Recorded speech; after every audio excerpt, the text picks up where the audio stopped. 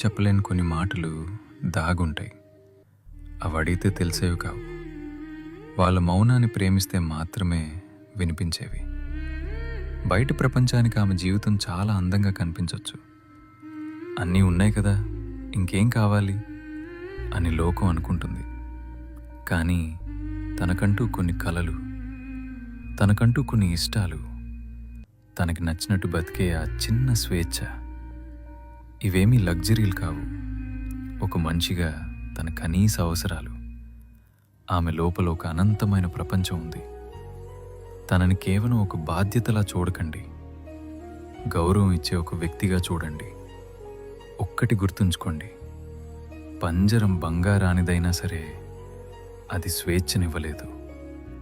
ఆమెకు కావలసింది కేవలం రక్షణ ఇచ్చే నీడ కాదు, తన రెక్కలు విప్పుకుని ఎగిరే ఆకాశం.